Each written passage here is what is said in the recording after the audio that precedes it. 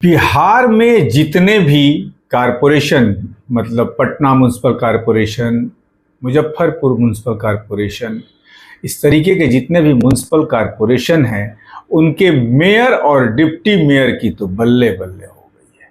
जी हाँ, अब उनके विरुद्ध अविश्वास प्रस्ताव नहीं लाया जा सकता।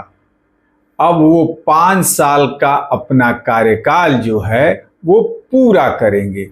होता ये था कि हर दूसरे साल के बाद मेयर और डिप्टी मेयर के विरुद्ध अविश्वास प्रस्ताव जो है पार्षद ला दिया करते थे, जिसके चलते बड़ी गहमागहमी हो जाती थी।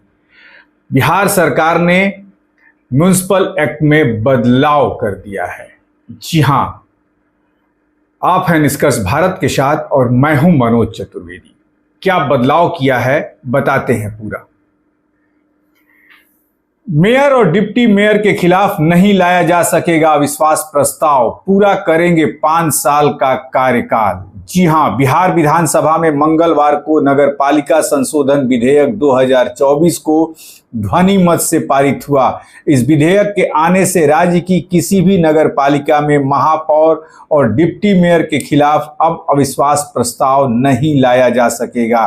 वे अपना 5 साल का कार्यकाल पूरा करेंगे। इसके अलावा और भी कुछ अन्य संशोधन किए गए हैं। लोकल पॉलिटिक्स के चक्कर में नहीं होगा जनता का नुकसान। सरकार के नियम के खिलाफ पार्षद नहीं ला सकेंगे कोई प्रस्ताव। और विधानसभा में बिहार नगरपालिका संशोधन विधेयक 2024 हुआ पास। यही थी इसकी टैगलाइन। और राज्य की किसी भी नगरपालिका में मेयर और डिप्टी मेयर के खिलाफ अब अविश्वास प्रस्ताव नहीं लाया जा सकेगा।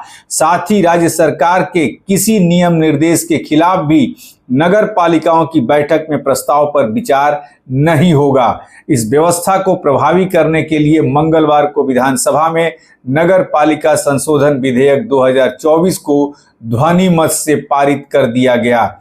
नगर विकास एवं आवास मंत्री नितिन नवीन ने सदन को बताया कि मेयर और डिप्टी मेयर का चयन चुनाव से होता है, बावजूद अविश्वास प्रस्ताव लाकर उन्हें हटा दिया जाता है। इस नियम को विलोपित किया गया है ताकि मेयर और डिप्टी मेयर कार्यकाल पूरा कर सकेंगे।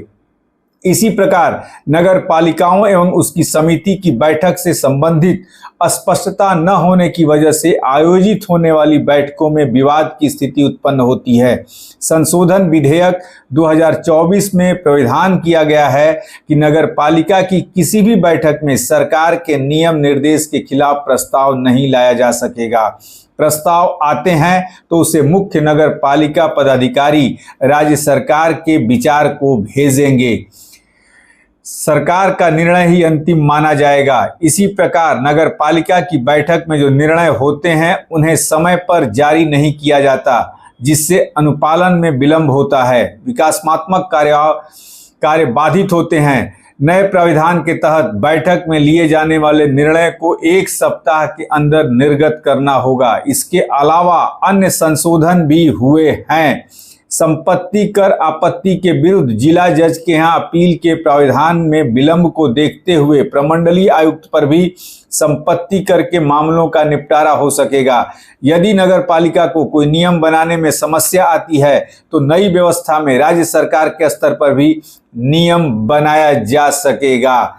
एक तरीके से कह लीजिए कि नितिन नवीन ने इस कानून को लाकर मेयर और डिप्टी मेयर को एक तरीके से ताकत दे दी है, क्योंकि बिहार में अधिकांशतः नगर पालिकाओं पर जो है या नगर निगम जो हैं उन पर भाजपा का ही कब्जा है। लेकिन हर 2 साल के बाद जो पार्षद होते हैं वो अविश्वास प्रस्ताव लाकर उन्हें बदलने की कोशिश करते हैं।